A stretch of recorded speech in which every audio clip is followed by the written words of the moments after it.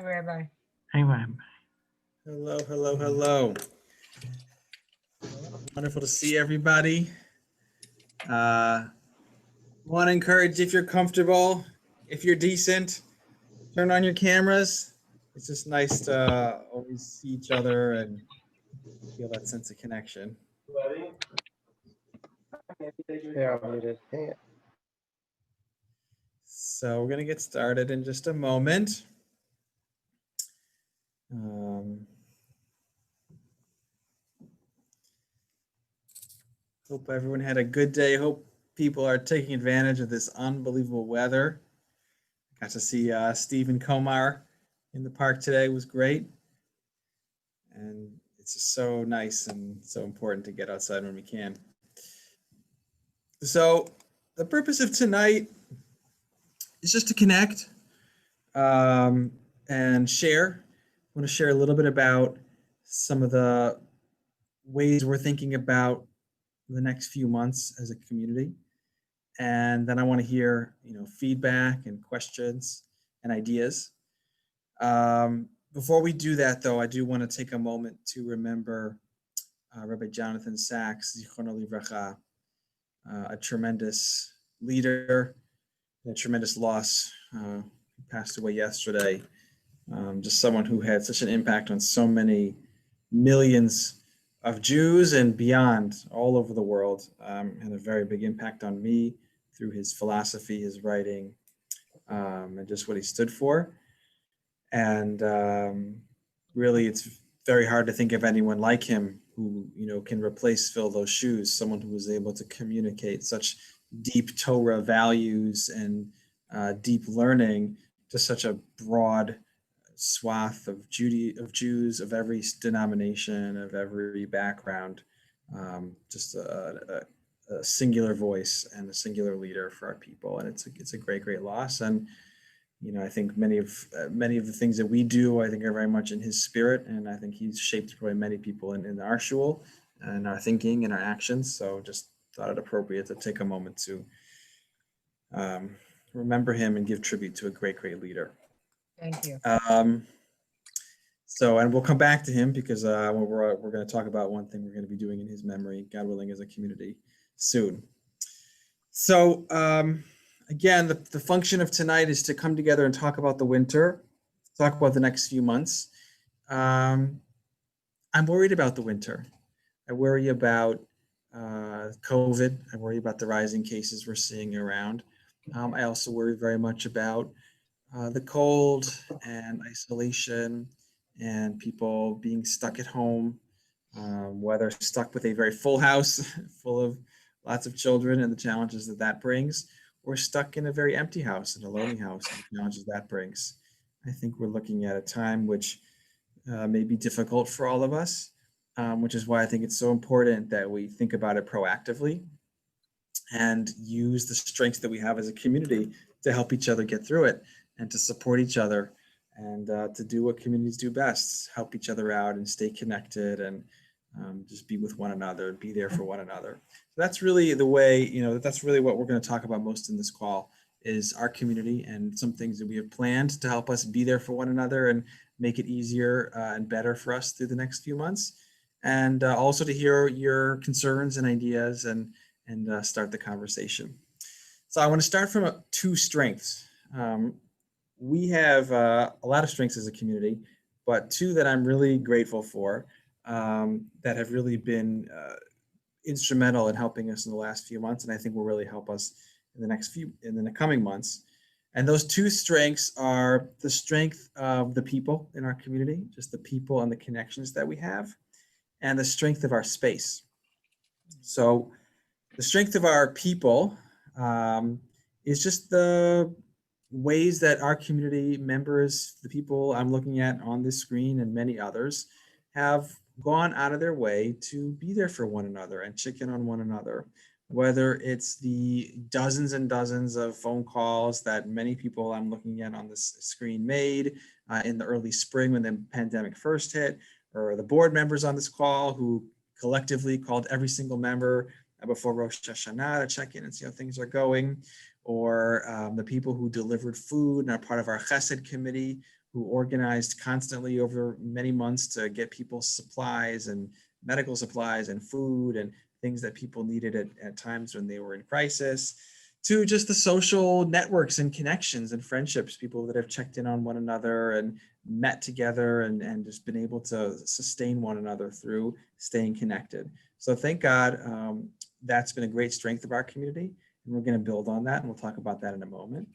And the other strength that I want to highlight that I think could be very helpful in the coming months is the strength of our building, and specifically of our social hall. Our social hall has been really a phenomenal resource for our community in the last couple of months. We are blessed. I don't know the exact square footage, but it's certainly the largest social hall in Skokie. It's huge. And, because we did a little bit of extra work to get it ready when we launched, it has 2 brand new air circulating engine things on the top, and it's got cross-ventilated windows on both sides of the room, and it's very, very large, and it's set up in a way that, when we daven right now, people have 10, 12 more feet of distance with one another. And what that's meant is that we've been able to, every day since late June, gather together twice a day in person and daven and start to do some other things as well. And we've done that with no instances of spread of COVID-19 in our space, even when we know at least twice there was someone who was in the space who was actually positive with COVID. But again, because the space is so good and because people have been so good about following the guidelines in the space, we've had perfect mask compliance. We've had, people are just really on top of it and acting responsibly. We've had no instances of spread of COVID-19 in our facility, even though we've been gathering in that room at least twice a day now for many months. So those are 2 great things: community, the strength of our community and the relationships and the networks, and the strength of our space of a social hall. And those are 2 things that we're going to lean into in the next couple of months as we head into the winter as a community. So we're going to build on those strengths. And let's start with the communal strength. So as I mentioned, we had a lot of people, including many on this call, who just jumped in every possible way to help out and reach out to people and run programming. I'm looking at Rachel, Rachel Gray-Raff, who ran an amazing series of summer programs for our families. People just jumped in so many different ways. I'm looking at Manya Treese, who organized mask making and has done amazing work, with Community Counter. I'm looking at Bobby Winter, who has weekly held groups to help people process and get through some of the feelings they're having now. A social worker. Bobby's also been organizing our ARC food drives, right? So, and I could go through every person on this list and say things that you're doing for the community and checking in. But people have been doing so much, and we just want to take that to the next level. And one of the ways we're hoping to do that is something which you may have heard about, which many of you have already signed up for, the Skokie Valley Shvatim. Shvatim. So I'm going to, so the Shvatim is a concept that emerged kind of from the pandemic. When everything first hit last spring, we responded reactively. We're like, oh no, people aren't able to go to the grocery store and get food, or people aren't, people don't know what's going on, or people need help, right? It was kind of like this reaction to a problem.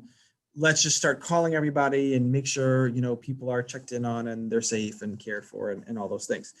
Shvatim is a more intentional program that has part of the goal is to make sure that everyone who is checked in on and cared for, but also more deeply, and I think more importantly for the long term, to build to strengthen the fabric of our community across generations, across maybe the social groups which we kind of normally fall into. It's a very normal thing where you're in a shul that's or any community that's over maybe 200 households, that you start to just kind of find your group and you kind of stick to your group. That's a normal social thing to happen, but it's also a risk because it winds up forming these it can be hard to meet people beyond your social group, and the fabric of the community is a little weaker if everyone's just in their own little groups. So the idea of Shvatim is to create intentional sub-communities within Skokie Valley that are intergenerational, that are diverse, that are a mix of all different types of people from all different backgrounds, the beautiful diversity of our shul. And to have those Shvatim, and by the way, Shvatim comes from Shevet, which means tribe. And the tribe is like the bridge between the family and the nation, right? You have your family, and there's the nation, and the Shevet is the bridge between the two. So that's the goal here. We want to create small sub-communities for people to get to know each other deeply, regularly connect, support one another, check in on one another, do fun things together, both for the next couple of months in the pandemic and beyond, for years and years beyond. It's opt-in, right? This isn't something you have to be a part of.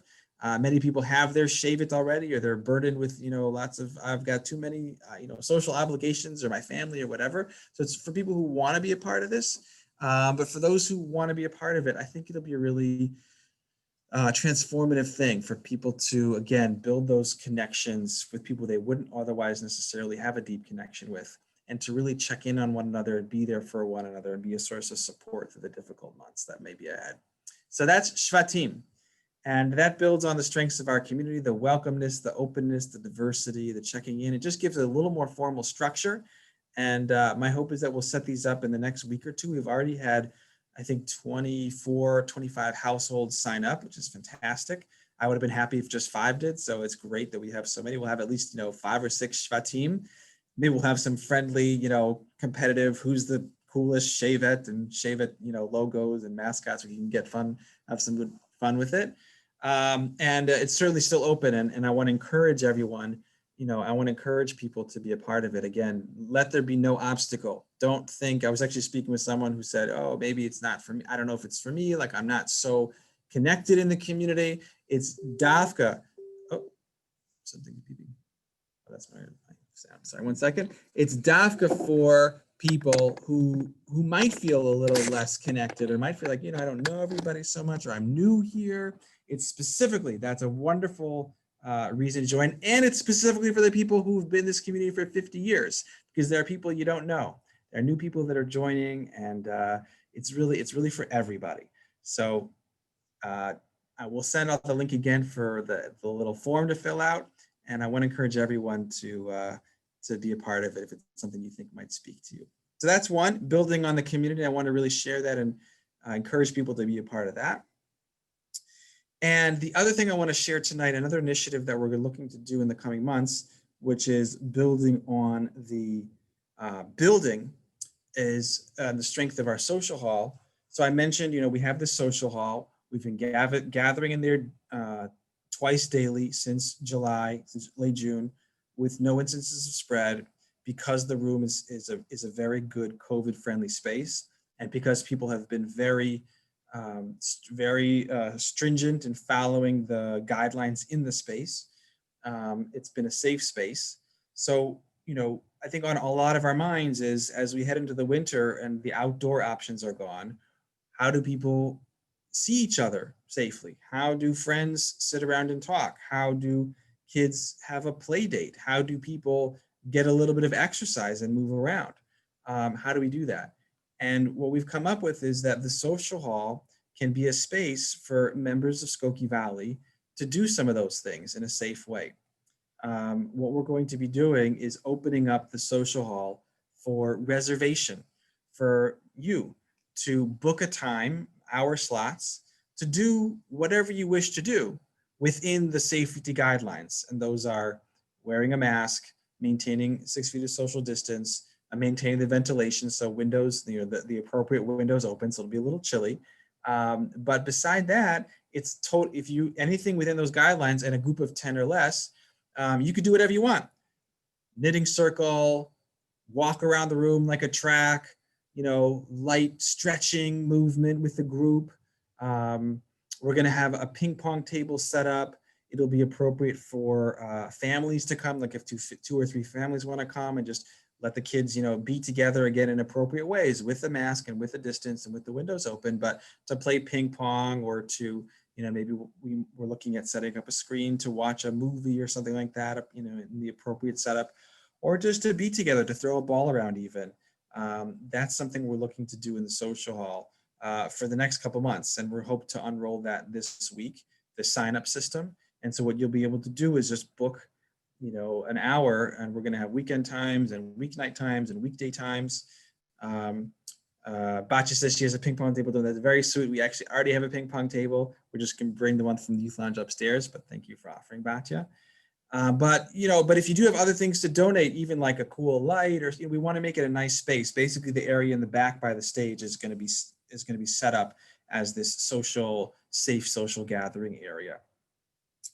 So I'm excited about that. I hope it'll be something that's helpful, and I hope people will use it creatively. Again, if you want to have a chavruta with somebody in a way that's appropriate social distance, if you want to have a book club, if you want, start thinking creatively about ways that you and your friends might want to use that space in the coming months. I hope it'll be something which is helpful for people. Unfortunately, because I do think it'll be in high demand, and because we want to keep things very tight and safe, it's only going to be limited to members of Skokie Valley. But really think about it. Think about things that you might want to use that for, and you and your peers. Also, Shvatim. That's another thing we're thinking. If the Shevet gets together and people feel comfortable, maybe the Shevet can meet. You don't have an informal get together in the social hall at some point, or maybe do a learning activity together, or a program. And we're also looking in that social hall to be doing some more safe programming. We did a drum circle in the social hall. It was fantastic. It really worked very nicely. So Elliot was there, others were there. I see people smiling. It was great. We sat, about 8 feet from one another. Then we had this instructor come in, brought all the drums. We sanitized our hands, played the drums. We cleaned him off, and he went home, and we had an amazing spiritual, connective, musical experience that was very safe. There was masks on, no yelling and shouting, just beating on the drums for an hour. So those types of things we want to keep doing. The pandemic is in a very bad spot right now. There's no doubt about it. Illinois is not doing well. But we also have learned that there are ways to gather that are not zero risk, but are certainly, mitigate the risk very strongly. And we've seen that in our davening and how we've really been able to mitigate risk in our davening. And we just want to extend that out and offer more ways to safely gather, because we think it's really important. We're worried about people's, physical well-being, and also their mental and spiritual and emotional well-being. It's all very, very important. And we want the shul to be a source of strength and support for all those factors in the coming months. So those are the two big things I wanted to share, and I would love to hear some feedback in a second. I do just want to talk a little more, just for a few more minutes, about some of the other just things that are going to be going on, which you can participate in and look forward to, hopefully. So we're continuing with our Torah learning. We have a new Parsha Shir with our rabbinic intern, Yal Keller. It's Thursday nights. It's been a great success so far. Lots of people have been joining and enjoying it. She's a great teacher and just a nice, great person to connect to. So that's Thursday nights. I'm continuing my Halacha Shir Sunday mornings, Bereshit Shir on Tuesday afternoons. So we're trying to keep up that steady flow of Torah learning, the foundation, and also, of course, in the morning after davening, we're doing Tvar Halacha. Between Mincha Marv, we are doing a little Midrash each day. So we're keeping the Torah learning strong. Tefillot continue to be strong, and I'm very, very pleased and proud of our community at the Mincha Marv strength that we've had so far. We did a bit of a risky move. We took a gamble and decided to go for year-round Mincha Marv this year when the clocks changed. Normally we do it at 8 p.m., but we decided to take the gamble and say we're doing it at, Bisman, so we'll have all 3 tefillot every day. And the first week was very strong. We had a minyan every single day, more than a minyan. And I want to encourage people to continue to come, even if it's just once a month. Men and women, all are welcome, and it really makes an impact to be together and be in that space together. It's never more than 20 people for Mincha Marv, so it's a very small crowd in a big room, and it is short. It's like 25 minutes. So if you're thinking about putting a toe into an indoor space, that's certainly the safest and shortest and most straightforward thing that we have to offer is daily Mincha Marv. So that's been great, and Shabbat services we continue to offer. We are, keeping them under 25 now, as we shared on Friday, due to the state putting out the guidance that social gatherings should be under 25. Legally, we could actually be a little more. Religious gatherings are exempt, but we decided to follow the kind of the spirit of the guidelines and keep it to 25 and under. We're continuing our outreach efforts beyond Skokie Valley. We have a really fantastic food drive that's been ongoing that we're doing in partnership with the ARC, which Bobby Winter, as I mentioned earlier, has been leading and just executing. And we're going to push that and have some focus on Thanksgiving to really get people involved and continue to make an impact there. I'll also share something which is still very preliminary, but is very exciting.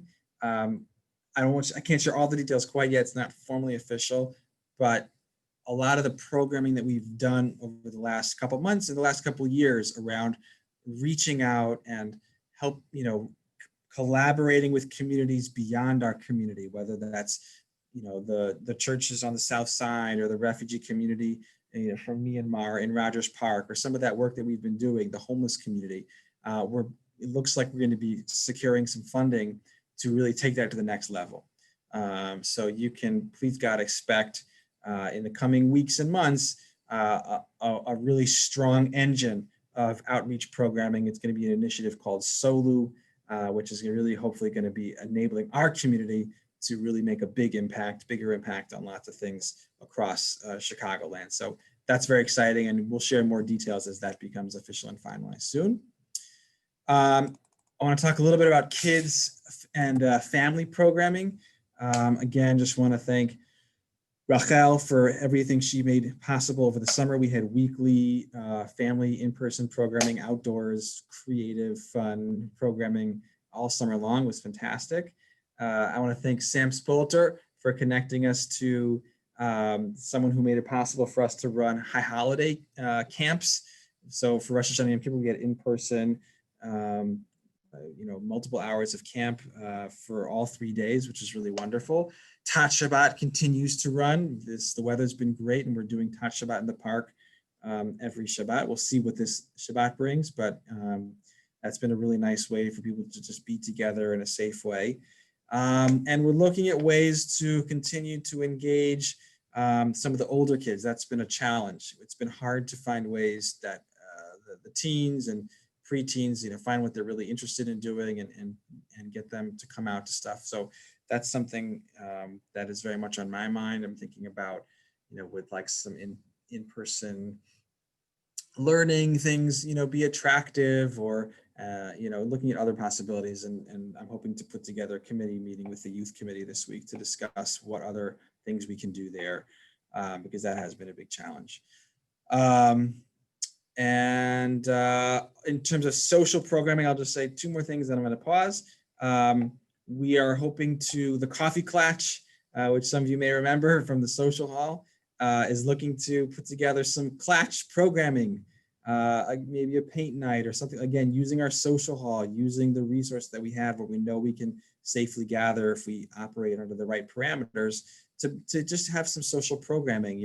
Normally my rule is no, just pure social programming. There has to be like something good in it. We got to do some mitzvah or learn something. But now I feel like there's just a value in being together. It's so hard. And so if you have ideas and wish to help execute a just purely social program, just like something fun to help people, get some stress out and be together in a safe way, please let me know, and we'll do our very best to make it happen. So that's, I'm going to pause here. These are some of the ways that we're thinking about how to help us stay connected and healthy and safe through the winter and through what may be a difficult time, focusing on our strengths of our community and our social hall, and really trying to utilize those to offer support to all of us in the coming months ahead. I'll pause here. Questions, comments, concerns? I saw a few things in the chat, ideas. Let's see. My father on the medical committee, did I mention no eating or drinking? I think I did, but I'll say it again. For all the social hall programming, one of the big rules, I think, and we've seen that eating and drinking is so connected with transmission of COVID-19 because the masks come down, drinking, the inhibitions go away. So we have not had any eating or drinking in the shul at anything.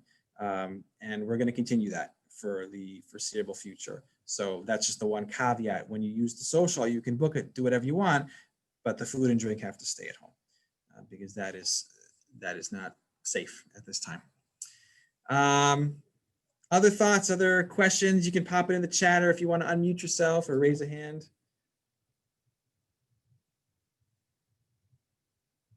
Or Debbie, is there anything that I missed?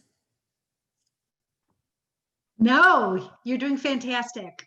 It's wonderful. Does anyone have any questions? To do like a ping pong tournament? Yes, there was actually thought about that, doing a ping pong tournament. I think that'd be great. I think we probably need someone to organize it. But we could even have, 2 tables. We have to keep, the limit is 10 in the room when it's that open social time. But you could have it, running over a couple consecutive weeks. So absolutely, we could do a ping pong tournament. Then you need my table. Then we might need Botch's table. That's I'm correct. trying to get rid of an institutional ping pong table. That's correct.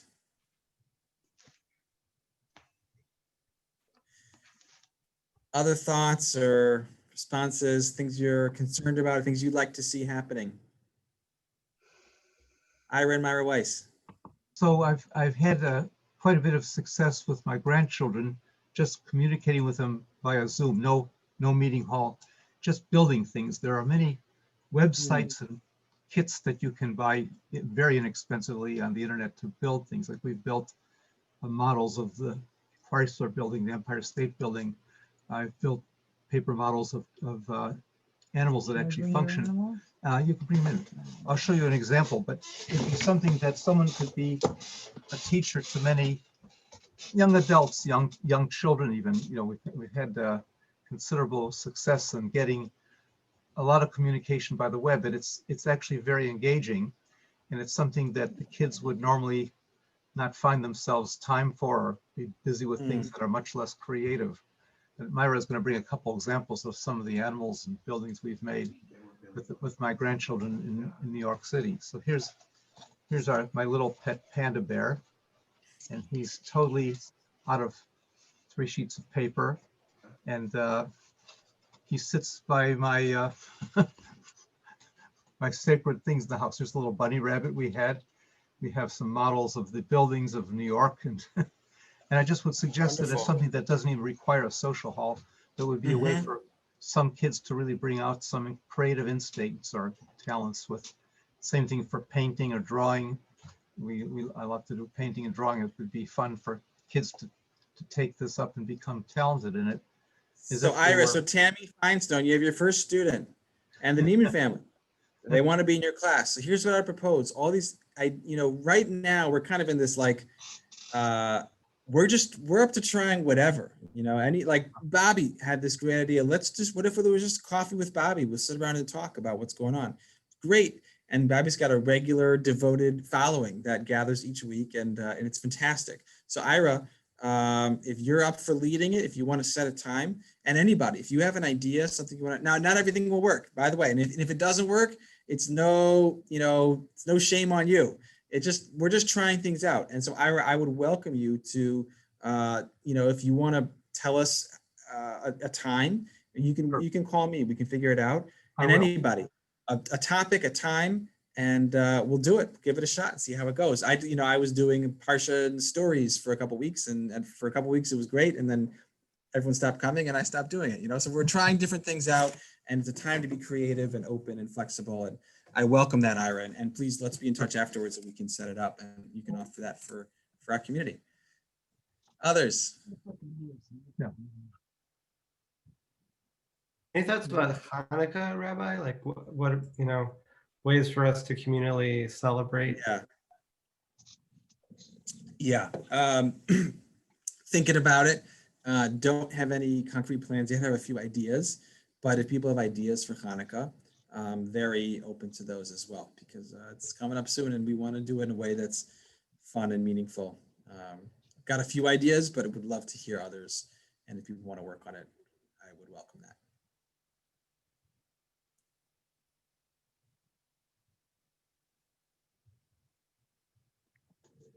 In terms of a question, I love the idea of just making the social hall available to people because it is such a unique space. Is there a limit in terms of like the exercise people can do in the space? You know what I mean? Like Yeah. walking, yes, yoga, no. Like, what's the So level? we talked about this with the medical committee a little bit, and I think Adrian? that the thinking was um, no like heavy exertion, right? So, no like nothing that's going to cause you to really be panting and breathing hard. But I think, light yoga, light stretching, movement, walking, all those things I think would be fine. Yeah, maybe not like like an exercise class, we probably would say no, but stretching, movement, even as a group, even with a teacher, I think that would be welcome. A kids class, like a kids exercise class. Yeah, that's a great idea. That'd be great. And these are things that my hope with the winter with the social is that the shul can offer the things, but also that people will self-organize and say like, okay, we want to there's four of us that want to do this, and then you can just do it. So you don't even need to sort of run the program through the shul. You can just get the space and go ahead and do it. Chess club is a nice idea. The only challenge with chess, it is physically pretty close. That's like, we thought a lot about board games. Just the sad thing about board games is that you are kind of, for a long time within someone's space. And we have to remember that the masking, it's masking and distancing. It's not just masking. So being masked, but being right in front of someone's face for an hour is not, that would be considered an exposure. You would be exposing yourself to that person. So any activities we're doing, we have to maintain both masking and distance. In chess, unfortunately, unless you do it through the computer, right? You could even have in the same room, you could have two people playing on a computer, 10 feet apart. That's totally fine. Yeah. Let's see. Safe activities for winter break. Do you mean like as a shul community or like advising people on what to do over winter break? I guess like as a shul, I'm just thinking of my kids are off for 3 weeks, so 3 I'm weeks. obviously freaking out, you know. So I'm hoping that when it gets cold, I'm personally planning on still getting outside. I bought all my kids, long underwear, and we are going to keep going outside. So I would, we've had some nice success. We did the nature walk on Sukkot. We'll be doing the Tashabat in the park. I'm hopeful we'll be able to continue, maybe, go sledding together, go walking in the woods, on a snowy day together. So I'm hoping and maybe over winter break would be really a time to ramp some of that up. And that's something I can bring with the youth committee to plan some of those outdoor safe activities over winter break. I'm just taking a note. Anna Crochet, we welcome. Crocheters, organize yourselves and come crochet your hearts out in the social. Absolutely. Sewers, hand sewing, yeah, needlepoint. It's that would be ideal. I would love it if there was, every day there were like 5 different crafting groups making cool stuff in the social. That'd be excellent. Great. What else? Manya says for Hanukkah, we can do a distance walk to see light Hanukkah. That's a lovely idea. Kind of like how they go drive through neighborhoods with Christmas decorations like that, but for Hanukkah on the window. It sounds great. Sam Spolter, yeah, that's a great idea. List of activities and places to go over winter break. That's a great idea. Also, I have Hanukkah ideas, so I don't know who you want me to speak to, but I just tell me. brainstorming. Yeah, maybe you put them in an email, or we can connect later this week. Yeah. Okay. Rabbi, is there anything for the new sanctuary like that? Like it could be more chores, cleaning, preparing. If we're looking to just do stuff, what are that's a good question. I don't know. We can put that to the reno committee when that stuff starts happening. I mean, there may be we have some we cleared out the back of the sanctuary, and there could be some work in the there's some stuff in Berger we need to go through. yeah, stuff around the building, I mean, that's like, it's a limited, it's a small groups. Obviously, it's not like everyone come and do the work, but we can talk to the rental committee and see if there's options for people to get involved in that. Yeah. Did we talk about the voting for the chairs? Did you mention Ah, that? yes, vote for the chairs. The Rachel, do you time's wanna, running do you out. wanna talk about that for 30 seconds? Sure, Something it's really people can do fun. now? Make your voice heard. Democracy in action. There are 4 chairs set up in the lobby. You can book a time when no one else is in the building, right? So again, very safe to come in and sit your tuchus in all 4 chairs and decide which one your tuchus likes best, and then put the number in a ballot, your ballot in a box, and we will then select the appropriate chair for our community. Please vote. Um, Vote is needed. Yeah, we want you to vote. What all is, vote, all votes will be counted. oh, sorry. How do we go about reserving a time if we want to for the social hall? What's the process? Yeah, so that's gonna launch tomorrow. We're gonna have an email that's gonna go out that lists the whole process. It's gonna be, we're using the same system. If I've had that thing out where you can book like a walk with me, this thing Calendly, by the way, and that's still operative, by the way. And I'm gonna keep doing that through the winter. If you wanna, there's every week there are set times where, if you have something that you want to talk about or you just want to take a walk, like you just click the button and it pops up on my calendar. And they've been great. I've loved the walks. I've had so many walks with people and it's just been fantastic. So feel free to do that. You don't have to have like a big reason to do it. Just if you want to just take a walk, it'd be great. So that same system we're going to use for the social hall. There's a website called Calendly, and you go on the website and there's just basically like,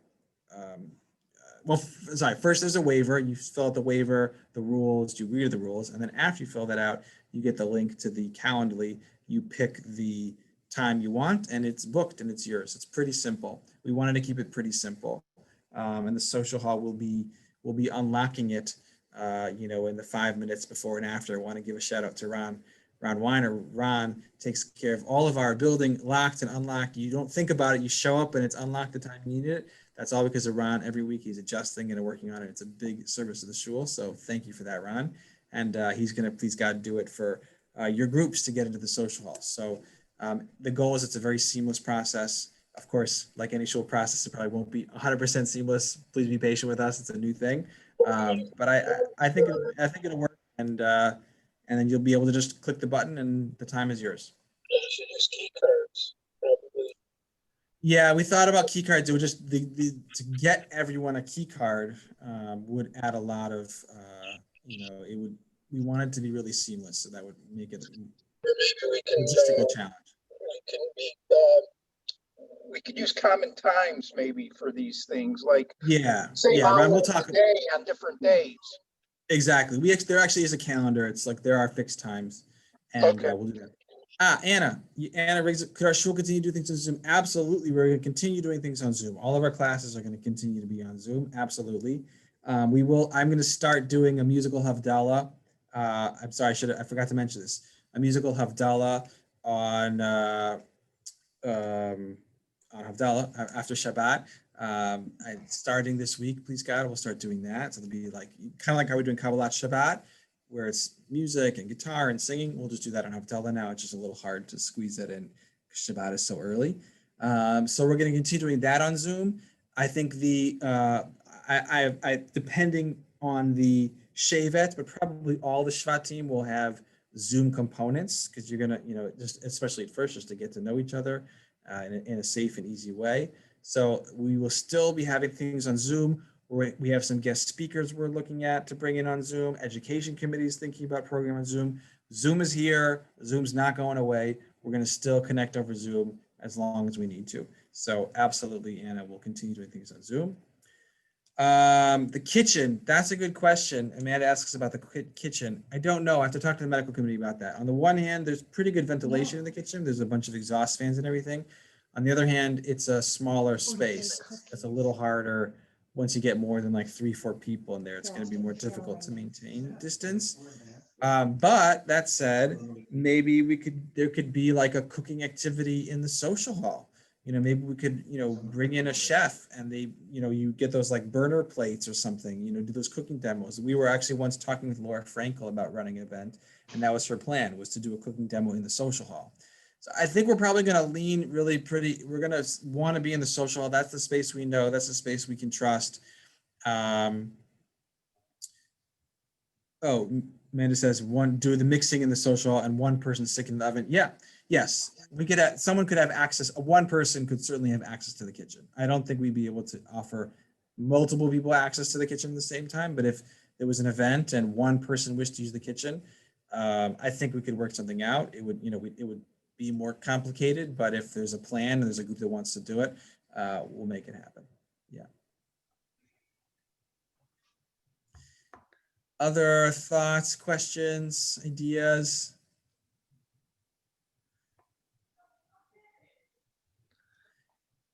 Leia's class on challah baking on Zoom was great. Yes, and there's more to come. Leia, when's the next one? Oh, she's still here? It is. Hi. Yeah, I have to check my calendar, but I'm pretty sure it's next Monday. We're gonna do babka. It's gonna be super fun. The recipe will go out in your Skokie Valley email, so check for that. Fantastic. So I hope to see all of you there. Fantastic. Yeah, it's been great. Don't miss that. Yeah, we'll announce it again. I think, a week from Monday night. Absolutely. Bobby asked about integrating art donations with coming into the building. Yeah, we could not the actual, like bring something in, not the pod, but have a drop-off spot inside. Yeah, we've done that in the past, so we could certainly do that again. Paula asks, shul members can reserve, but who is attendance over to? Attendance is limited to members, to households of Skokie Valley, right? So if you're coming with, someone in your family, Skokie Valley families and households, I'd love to be able to say it's open for everybody, but just for the safety reasons, for tracking reasons, and also because this is, this is a perk, right? You are a member of you support a building with your membership dollars, and that building, is there to support you. And if we really just open it up to everybody, I have a feeling it's going to be in high demand, and I think it's really going to be limited to people who are a part of this institution.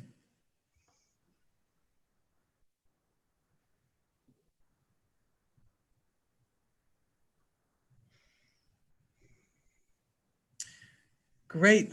Well, if there are no other immediate questions, so this is, of course, anytime, reach out to me, reach out to Debbie. If you have an idea, if you have a question, if you, just have a concern, please, the communication channels are always open. And the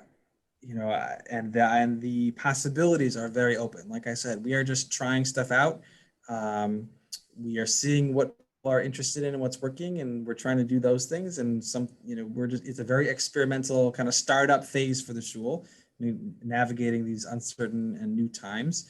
But in that uncertainty and that newness, we've had a lot of fantastic successes, like Bobby's program, like Leia's program, like just so many wonderful things that have kind of popped up and kept people connected to one another. And I'm optimistic that we'll continue to find new ones, and that our creative and diverse community will find creative and diverse ways to use our space and to stay connected to one another. And that hopefully all of us will join Shvatim, and we'll stay connected and meet new people and connect with new people that way. And through all that, we'll continue to be safe and to be strong and connected with one another. And we'll get through whatever this crazy year brings us. And we've gotten through a lot already. We've accomplished a tremendous amount already. And we'll continue to do so in the future, please God, with the help of Hashem. And with the help of Debbie, the greatest shul president, certainly in this moment. I don't think across America you can find a more dedicated and hardworking shul president who's gotten a shul through this situation. Debbie's, let me also add that you can call the office. You should all call the office and meet Rose, who is phenomenal and will be happy to talk to you, especially if it's, Rav, Ari, and I aren't always accessible by telephone immediately, but Rose is in the office 3 days a week, and we'll get back to you and be happy to talk to you and then pass your ideas along and answer your questions. All right. So with that, wish you all a Lila Tov. Stay safe, stay sane, and see you on Zoom and see you in person and see you on the streets soon. Take care, everybody. Thank you. Thank you, Rabbi. All right. Bye. Thank you very much, everybody. Thank you. Yeah.